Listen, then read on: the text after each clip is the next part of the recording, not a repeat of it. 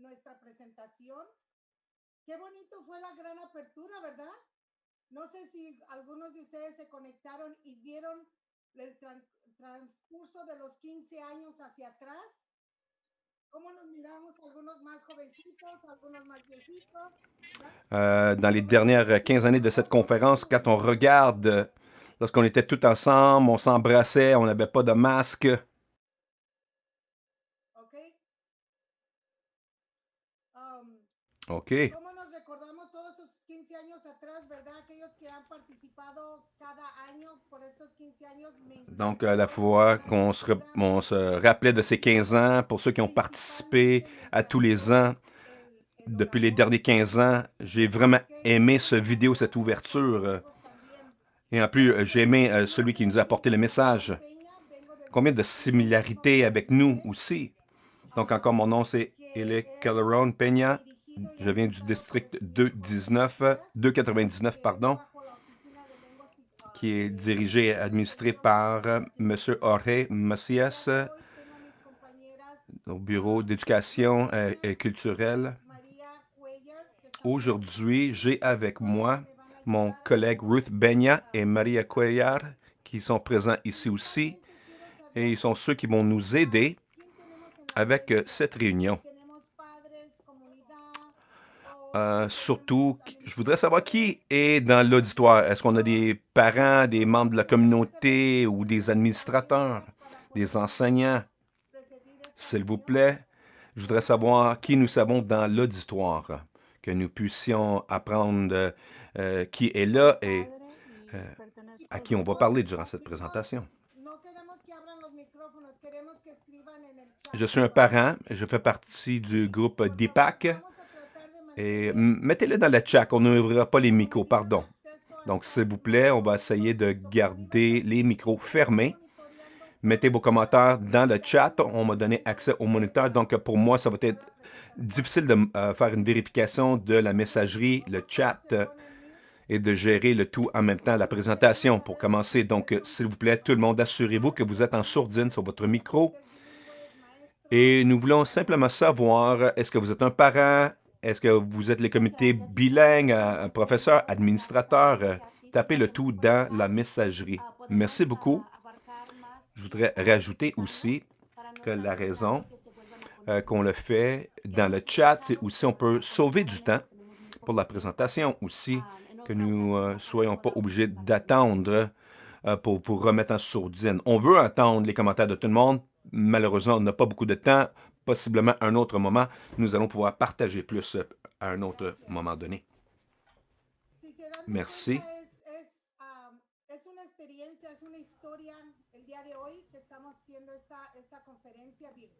Donc, c'est vraiment une expérience aujourd'hui. C'est historique de faire cette conférence dans un monde virtuel. On inclut nous tous, on peut être présents dans cette conférence. Du début de cette conférence, nous allons tous apprendre ensemble.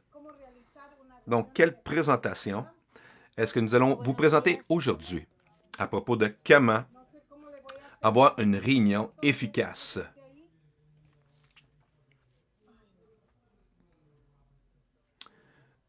Est-ce que vous êtes encore là?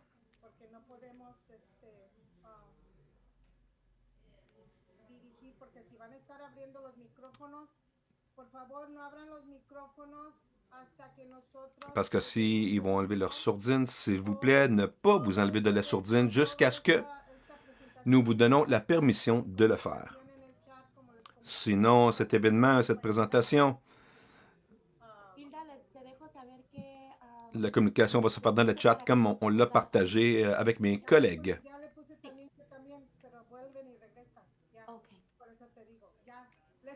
Maintenant, je l'ai mis ajusté pour pas que les gens puissent enlever la sourdine. Oui, je l'ai fait depuis le début, merci. Et continuez à ouvrir les micros, pardon. Donc, OK, désolé tout le monde. Puisqu'on gère avec la technologie le tout. Donc, recommençons.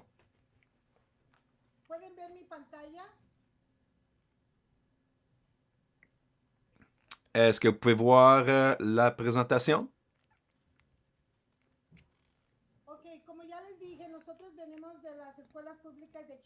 Donc, ça dit comment organiser une réunion efficace. Et comme je vous ai déjà dit, on vient de Chicago, l'école publique de Chicago, Bureau des langues et de l'éducation culturelle. Aujourd'hui, nous allons partager avec vous comment organiser une réunion efficace.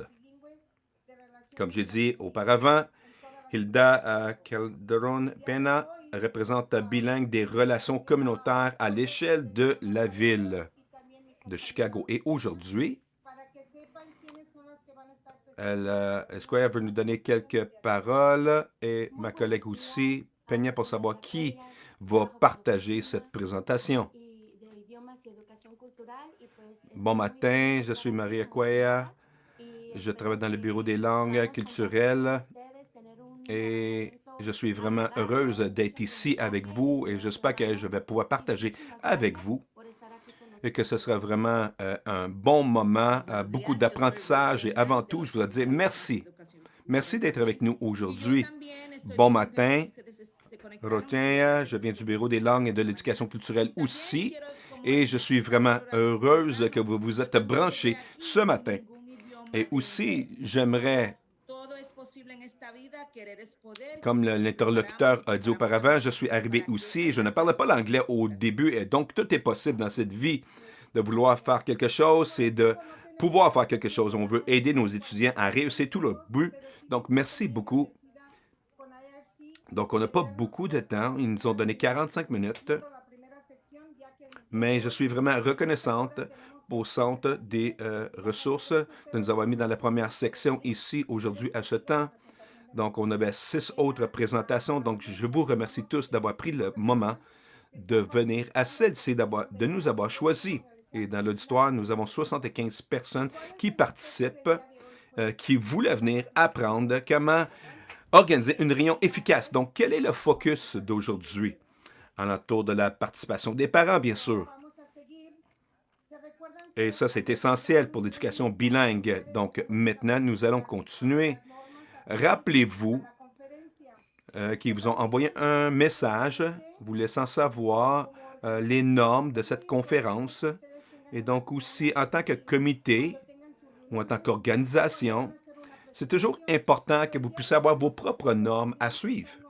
Vos règlements de base lorsque vous allez avoir une réunion, une présentation. Donc aujourd'hui, on écrit ces règlements de base basés sur la plateforme que nous allions avoir aujourd'hui. Donc pour ceux d'entre vous qui avaient besoin d'interprétation dans une autre langue, je sais qu'il y a des personnes en charge ici qui font la traduction ou l'interprétation.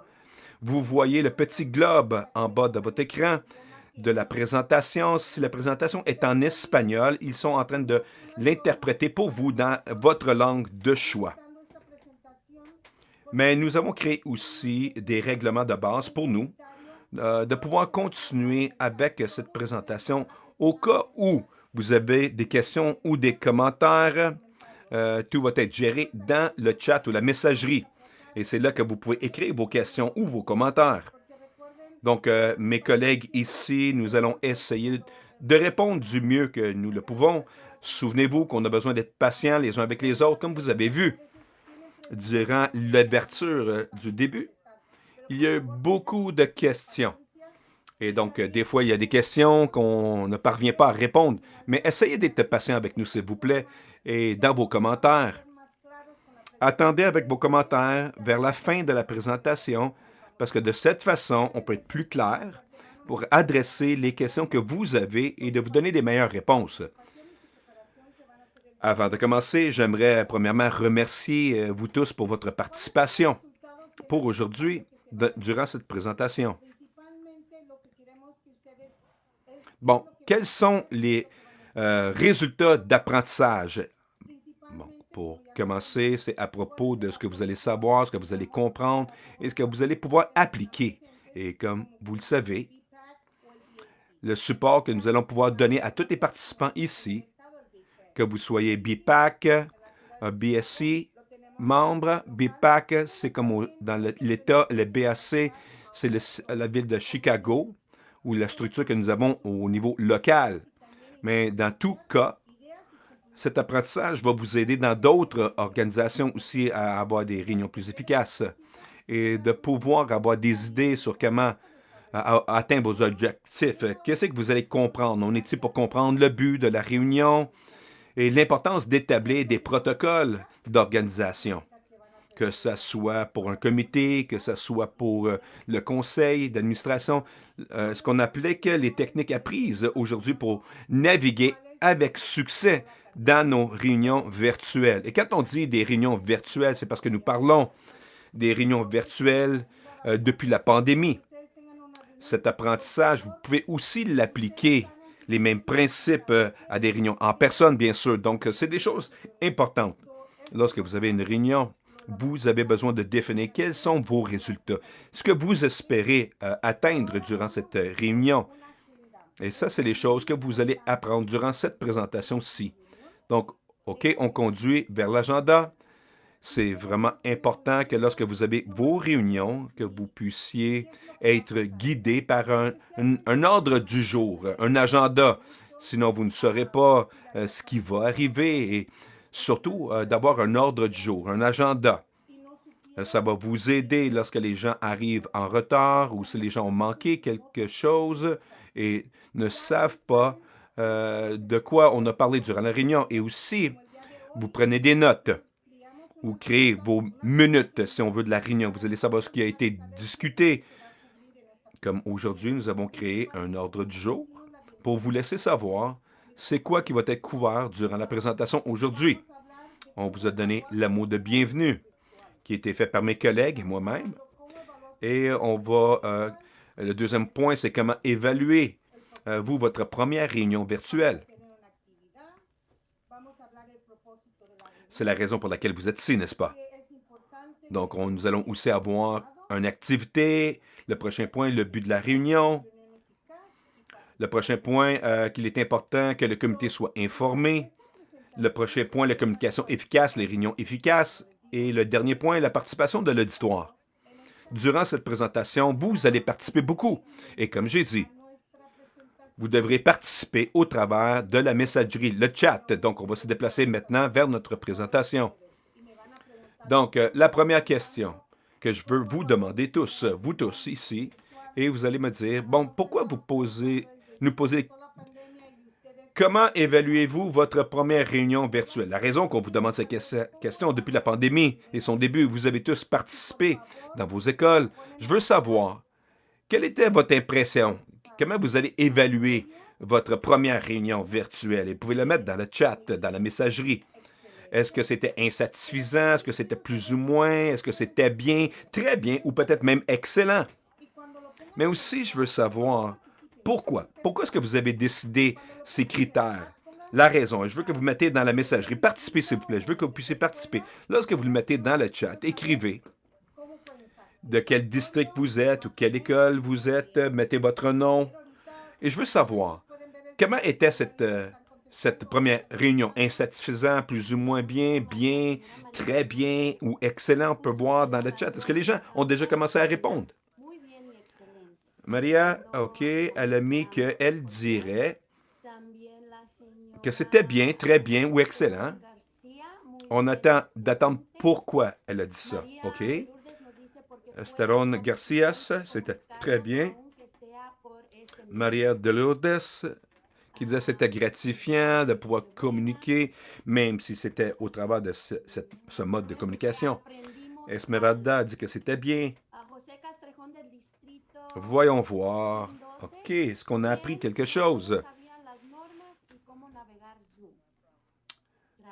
Du district 112 disait que c'était bien. Pas tout le monde a bien compris les règlements de base ou comment naviguer avec le Zoom. Aaron Garcia a dit. Nous avions le district, les administrateurs, le surintendant qui était présent. Merci. Donc, tout le monde est en train de mettre comment ils ont évalué la réunion, n'est-ce pas? Mais aussi, je veux que vous puissiez me répondre pourquoi. Pourquoi?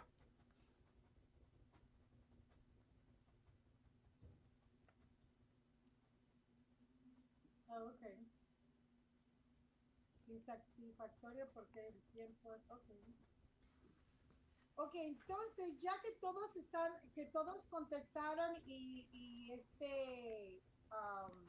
nos dieron su OK, criterio, maintenant que tout le monde a mantengan esta répondu, pregunta, mantengan esta pregunta porque vamos a vous nous avez revisar, donné vos ¿ok? critères, Vamos a s'il vous revisar plaît, después. laissez cette question en tête, gardez cette question en tête parce que nous allons y revenir plus tard. Ahora vamos a Donc hacer esta maintenant, on va actividad continuer. donde quiero que ustedes Maintenant, nous allons prendre cette puedan activité encontrar tres palabras o más où je veux que vous escondidas puissiez entre las letras trouver sopa 3 y mots toro. Por favor, ou vamos a plus participar con ici ellos. cachés Vamos a hacer un salón entre de clase que les lettres ayer Rome descubrimos et que nada más taureau. íbamos a escuchar a la Donc, maestra, s'il vous plaît, ¿verdad? participons No tous sabíamos que nos ensemble. iban a poner a On est comme dans trabajar. une classe, on Queremos saber, dirait quelque chose, on écouterait le professeur, también aquí estoy on ne savait pas qu'elle allait nous faire travailler. Je veux que vous puissiez trouver. que las personas quieren entrar, déjenos entrar, por Les favor. gens écrivent. Ok, Donc, estamos si trabajando con les las gens palabras. veulent comprendre cette lettre, si d'autres gens veulent entrer, nous travaillons avec les mots Roma et Tauro, c'est-à-dire Rome et Taureau.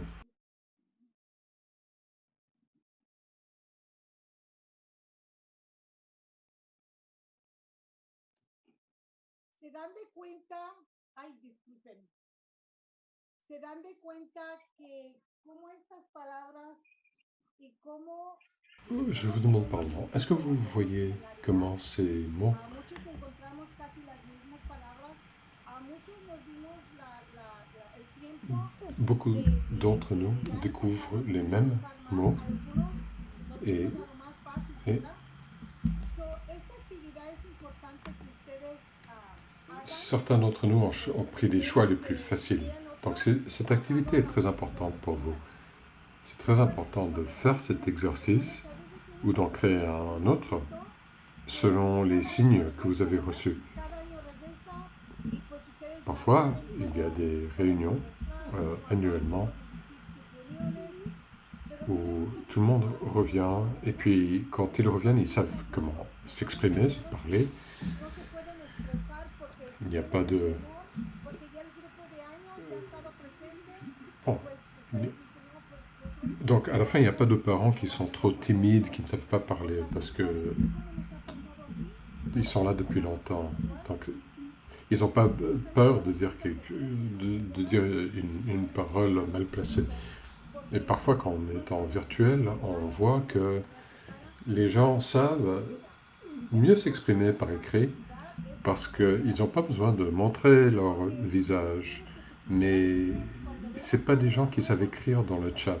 Dans cette activité, c'est pour rompre un peu le gel. Après tout, nous voulons que les gens reviennent pour qu'ils maintiennent leur activité, pour qu'ils continuent de revenir. Et comme ça, on peut faire différentes activités pour qu'ils sortent de leur isolement personnel, de les inclure une fois de les maintenir le contact après une première réunion pour augmenter la participation. Aussi, aider le taux de participation par le comité, parce que c'est à la fois tous les parents, c'est toute l'audience. Donc j'espère que ces conseils peuvent vous être utiles. Maintenant, nous allons passer à Maria Cuellar. Donc on a pris le temps de participer, d'être relax pour que tout le monde se sente à l'aise. Donc maintenant, bien sûr, il faut se souvenir que les comités sont des organes officiels. Donc c'est très important de partager comment nous faisons le partage, comment nous entretenons les liens sociaux, mais il y a aussi un objectif particulier pour les comités, qui est pour représenter, défendre, assister et garantir les services scolaires pour les enfants. Donc, nous devons mettre en commun certaines pratiques, les établir les raisons de notre rencontre, qui n'est pas seulement pour tisser les liens sociaux, mais c'est aussi l'échange, à propos de l'échange des informations, partager les préoccupations et aussi les sujets suivants. Je vais vous donner quelques exemples. Par exemple, dans le partage des informations, des préoccupations, il faut ne pas oublier, perdre de vue, que l'information qu'on partage sont au sujet des programmes scolaires offerts à nos étudiants. Comment est-ce qu'ils sont offerts? Comment est-ce qu'ils sont mis en œuvre? Comment ils s'établissent? Donc, cette information doit être connue, non seulement nous en tant que fonctionnaires, mais aux côtés des parents que nous représentons. Il est important de connaître les évaluations des étudiants, les examens pris par les étudiants. Donc, les parents doivent savoir comment ceci peut avoir un impact sur l'étudiant. Savoir comment ceci va avoir une influence sur leur progrès académique. Par exemple, comment est-ce que on va se réunir, les dates, les heures, qui sont donc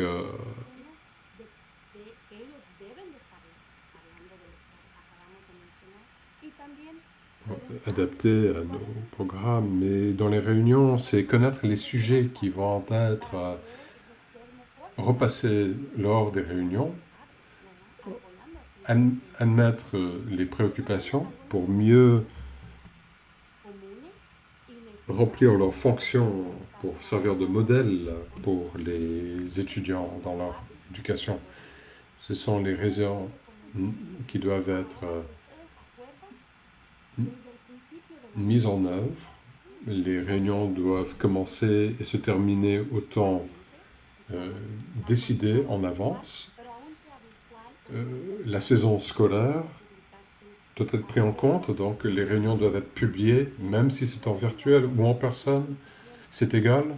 Les dates de réunion doivent être émises en avance, avec suffisamment d'avance, parce que 48 heures au moins, c'est pour les réunions ouvertes, averties 48 heures à l'avance, pour s'assurer que vous aurez le temps suffisant d'accueillir ceux qui veulent participer pour qu'ils puissent nous rejoindre dans les moments de plus grande disponibilité. Leur présentation doit être claire, précise et par écrit. On doit communiquer, envoyer les présentations par écrit. Quand vous avez les présentations avec les informations exactes, il y aura une plus grande harmonie. Les parents peuvent avoir l'information nécessaire, ils peuvent le comprendre. C'est beaucoup plus facile par écrit, n'est-ce pas? Donc, c'est important d'avoir quelque chose visuel auquel on peut se référer. Après, avant, dans l'avenir, une référence pour maintenir en place cette information. La réunion doit suivre un ordre du jour. Nous allons revoir cela un peu plus tard. Les membres doivent se mettre d'accord sur la réunion, sur le protocole de la réunion, pour faciliter les débats sur les sujets voulus dans une forme qui s'adapte à vous. Donc le dialogue doit aussi suivre cette forme accordée. Et sachez que c'est une équipe et que c'est un groupe et que le groupe ne doit pas s'imposer à un membre particulier du groupe. Donc on doit se mettre d'accord. Ceci se fait lors des réunions. Donc comment faire en sorte qu'on peut se mettre d'accord? Comment faire en sorte qu'on s'organise? Donc comment faire? Donc c'est important pour cela que vous soyez informés des informations qui vont nous aider, qui vont être utiles pour notre apprentissage, pour augmenter nos connaissances. Il faut au moins avoir la connaissance minimum. Chaque personne est choisie pour un rôle spécifique et on doit connaître les responsabilités. Ils doivent être défini en avance, non seulement pour les personnes, mais pour l'équipe. Le rôle en tant que président, en tant que secrétaire, chacun des membres, chaque rôle départi pour créer une équipe pour qu'on puisse mieux exploiter nos connaissances, nos compétences, pour vraiment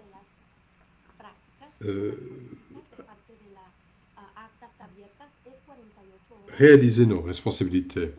Une des politiques, donc, dans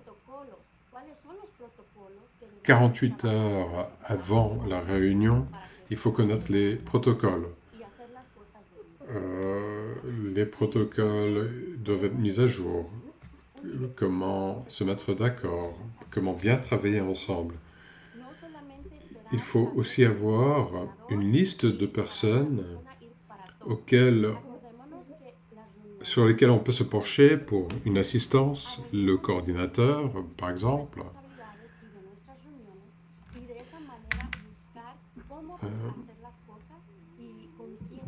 Donc, on doit tous se porter responsable pour ces réunions, pour ces comités, pour que chacun puisse connaître son rôle, pour que les interprètes, les administrateurs sachent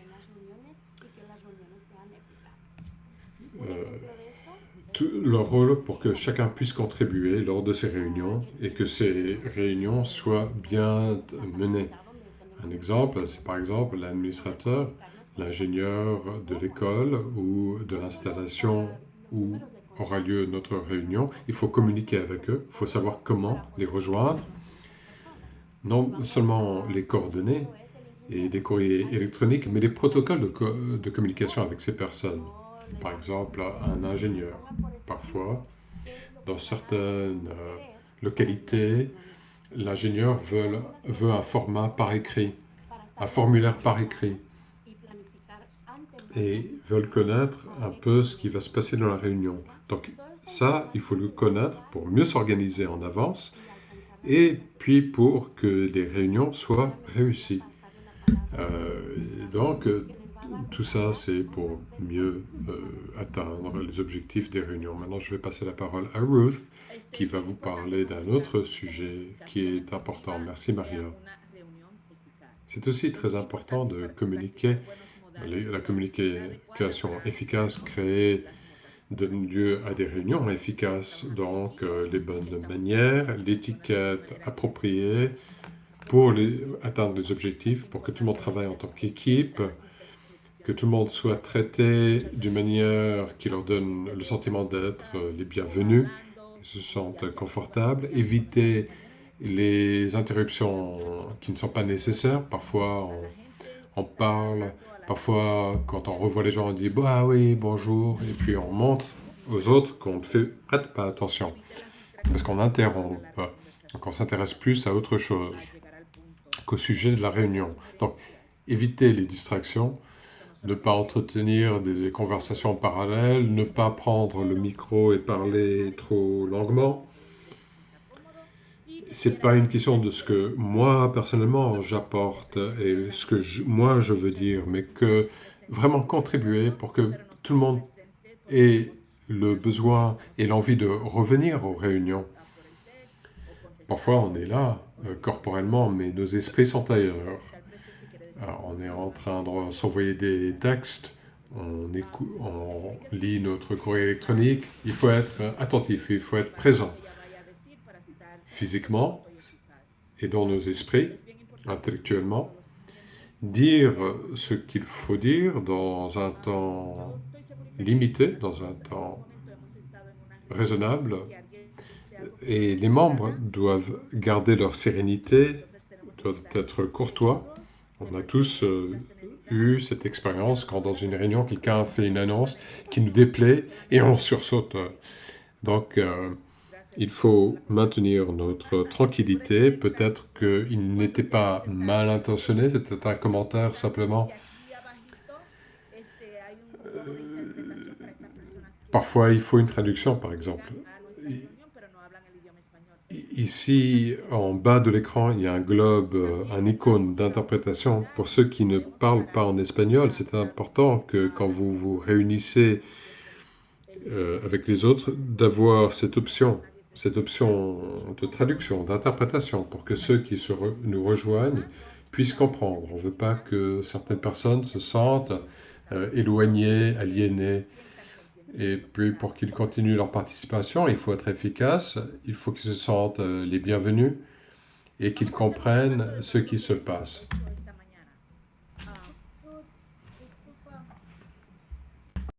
Donc, on retourne à tout ce qu'on a fait aujourd'hui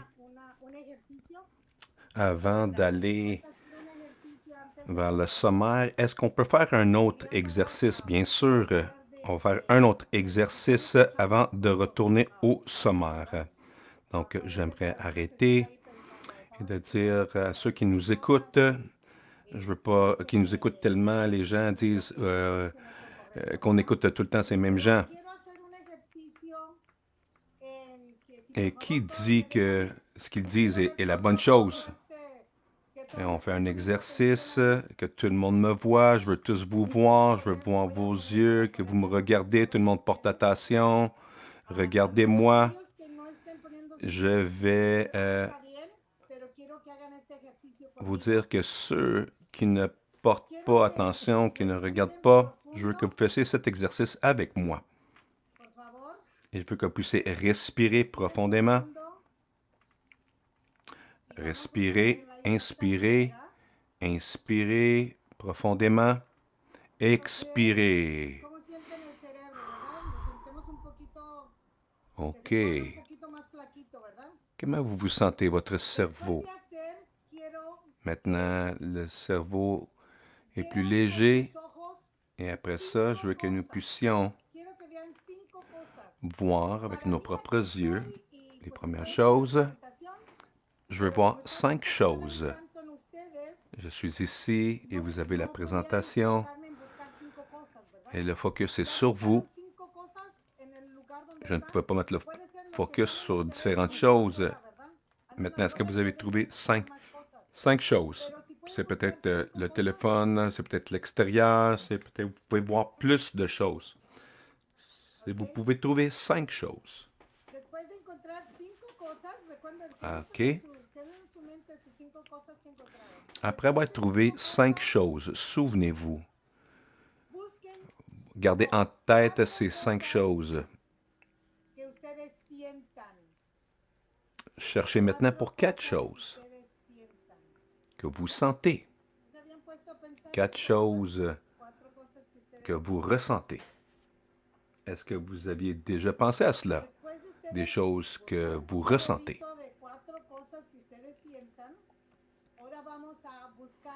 Regardez dans vos cerveaux pour des choses que vous sentez. Et maintenant, on va chercher 3 choses qu'on écoute, à laquelle on écoute. Puisque je suis caché ici, renfermé, je dois vraiment voir c'est quoi que j'écoute. Je dois trouver 3 choses. Attendez avec moi. 3 choses. Nous allons trouver 2 choses que vous pouvez respirer, sentir, respirer. Donc, je peux sentir l'air qui semble être humide dehors. On peut sentir le café. Vous pouvez penser à plusieurs choses que vous pouvez faire. Et aussi, chercher d'autres choses.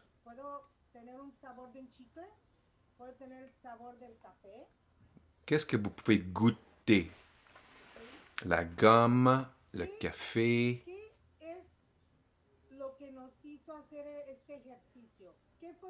Donc, c'est quoi qui... Pourquoi on a fait cet exercice? Pourquoi est-ce qu'on a pu... Qu'est-ce qu'on a pu réussir au travers de cet exercice? C'est très important pour nous aussi. que lorsque nous sommes stressés particulièrement, que lorsque nous sommes en réunion, différents sujets arrivent.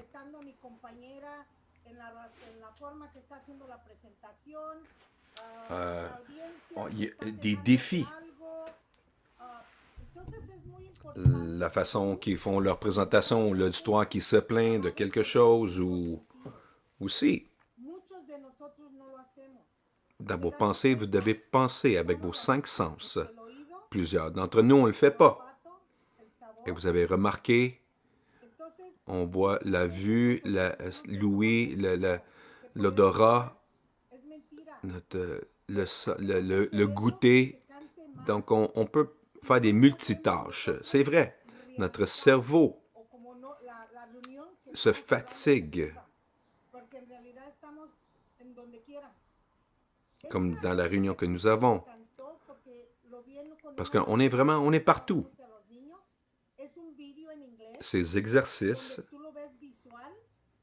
on apprécie parce qu'on a commencé avec les enfants, c'était une vidéo en anglais où on la voyait virtuellement, vous expliquer comment travailler avec tous vos sens. Et ça l'aide beaucoup de retourner à l'arrière, d'avoir une paix d'esprit, parce qu'on peut faire, retourner dans la réunion, là où nous sommes, et ça nous aide mentalement. Je ne sais pas si vous avez aimé cela ou vous ne l'avez pas aimé ça. Oui, il y a plusieurs commentaires dans l'exercice et l'exercice est la relaxation. J'aime cette activité. Oui, c'est vraiment important. Comment allons-nous avoir une réunion efficace si nous ne sommes pas préparés? Et donc, pour cette raison, je voulais faire cet exercice avant Ruth Peña, qu'elle pose des questions. On doit comme se libérer le cerveau pour entendre les procédures. J'espère que vous avez aimé ça. J'espère que vous avez aimé cet exercice. Merci, Silva. Maintenant, nous allons retourner.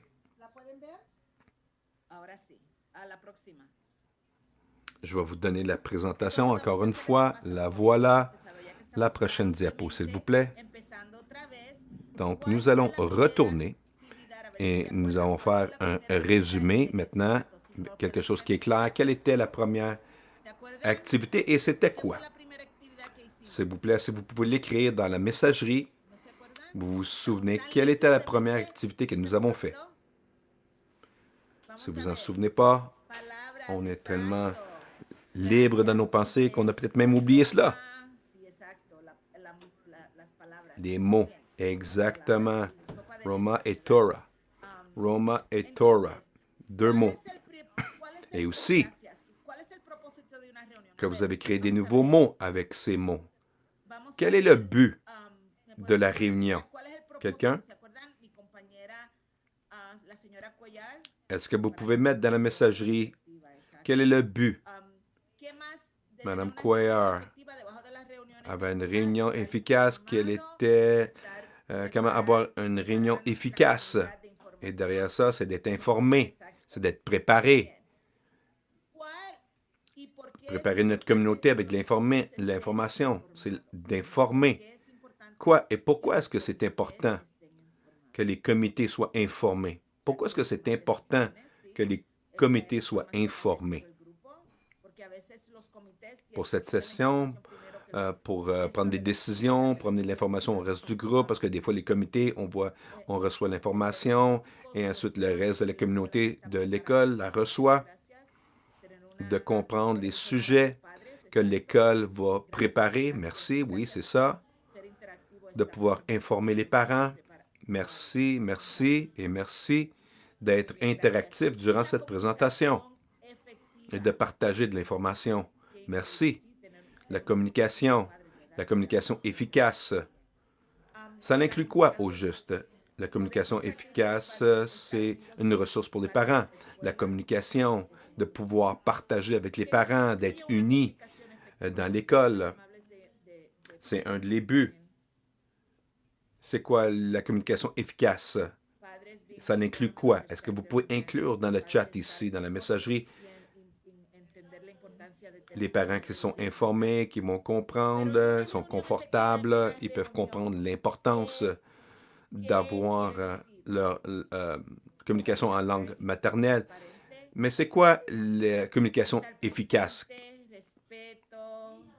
La transparence, d'être présent, le respect, que les mots sont clairs pour tout le monde, de respecter les différentes opinions, d'éviter les interruptions non nécessaires. Oui, les pensées sont claires, on utilise l'information, commencer une certaine date, finir une date, comprendre que nous sommes présents dans la présentation, que nous puissions absorber la plupart de l'information parce que une fois que nous sommes informés, nos enfants vont recevoir. Est-ce que c'est vrai ou pas? D'avoir de l'interprétation, c'est très bien aussi, oui. Lorsque nous sommes informés, il y a une plus grande puissance dans la compréhension. On peut aider nos étudiants, notre communauté, nos professeurs. Oui, merci. Et l'interprétation est vraiment importante. Je me souviens d'avoir été dans une réunion et je ne comprenais pas dans une autre langue. Et donc, je sentais que je n'étais pas bien reçu. Pensez-vous que j'allais aller à la prochaine réunion? Non, évidemment pas. Donc, c'est important que les gens se sentent bienvenus, confortables et qu'ils se sentent respectés. Donc, c'est aussi vraiment important pour que les gens puissent continuer à participer. Et merci pour votre participation. On vous remercie d'être ici et de participer. Et la prochaine fois, on est un petit peu en retard, mais la prochaine diapo maintenant, c'est d'avoir une réunion efficace. C'est avoir une réunion de réussite. C'est aussi vraiment important que les réunions sont faites de façon efficace. Que la participation du public doit être encouragée par le chat, la messagerie ou laissée à la fin de la réunion, que ça débute, ça commence à l'heure, ça finisse à l'heure. Et d'avoir cette réunion de s'assurer que tous les sujets sont couverts dans l'agenda, dans l'ordre du jour, de s'assurer que les plans sont accomplis. Après, avant de prendre la fin de la réunion, on doit sélectionner une date pour la prochaine réunion pour que le comité puisse avoir la prochaine réunion. Parce que tout arrive et passe par la planification. Si on ne planifie pas, on n'a pas de réunion, on ne peut pas accomplir notre travail. Et donc, ici, je vais vous donner, ici rapidement, oui, le temps court, donc on veut toucher sur ce sujet. Un comité organisé, garde en tête, et c'est vraiment important, et ponctuel. Le responsable et préside toute la réunion pour présenter cette présentation, qu'on soit préparé. On n'a pas attendu pour avoir l'information à la dernière minute et comment on va le présenter. Les comités doivent être préparés à l'avance, qu'on puisse diriger la réunion à temps, d'être présent, d'être responsable. D'être responsable ne veut pas dire qu'on doit être là en tout temps, à chaque moment. Nous savons que les choses arrivent, il y a des urgences, mais ce qui est important ici, c'est de toujours avoir une communication ouverte. On doit être redevable, on doit communiquer avec notre équipe pour savoir. Donc, on doit observer les limites de temps, on doit assurer qu'on parle des sujets, faire la réunion selon l'ordre du jour, pour que nous puissions être organisés et partager, et de ne pas sortir du sujet, dévier, sachant que les standards et les informations, vous allez pouvoir savoir comment exercer votre rôle, comment faire votre réunion. C'est aussi important d'avoir en écrit vos tâches maintenant. On sait qui va faire quoi, qui va présenter quel sujet à l'avance. Et à ce moment, c'est comme les comités doivent travailler pour savoir qui va être en charge de la réunion, de s'assurer d'avoir le quorum. De cette façon, nous allons sans être présent, vous n'allez pas pouvoir faire ces choses-là. C'est vraiment important, comme j'ai mentionné, de garder un dialogue ouvert entre les membres du comité sur leurs pratiques et leurs objectifs. Et s'informer en communication avant et après. C'est vraiment important.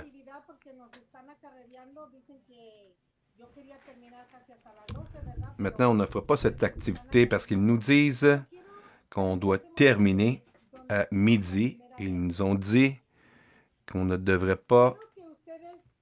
On va retourner où on était.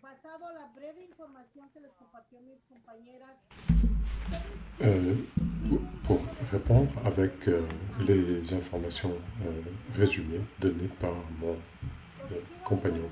Est-ce que vous continuez de donner les mêmes critères dans la première réunion? Parce que je vais vous dire pourquoi on vous pose cette question.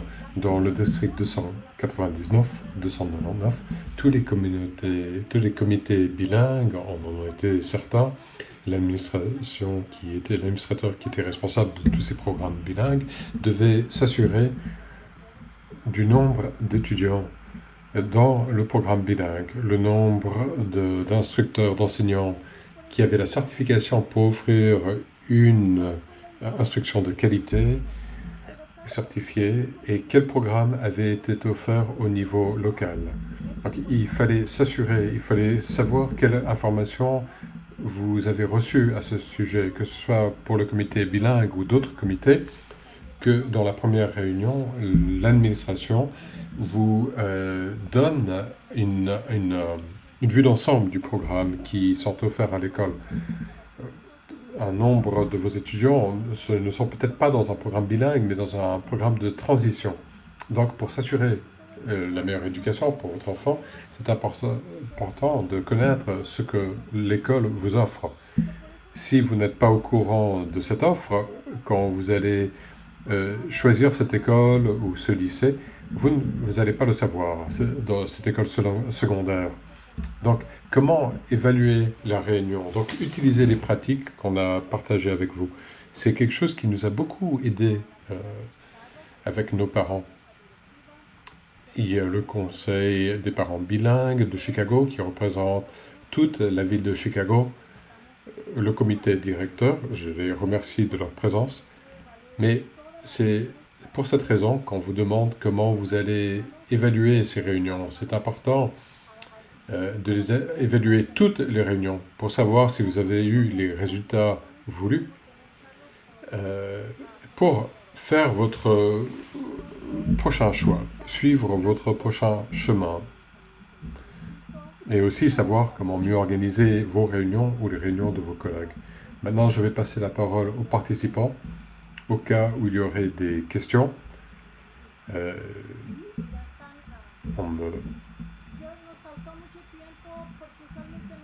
On me rappelle. Non, je suis désolé, on a une heure complète. On n'a pas eu une heure complète, simplement les 45 minutes. Donc, puisque c'est le cas, j'espère que vous avez aurez tous des réunions bien réussies.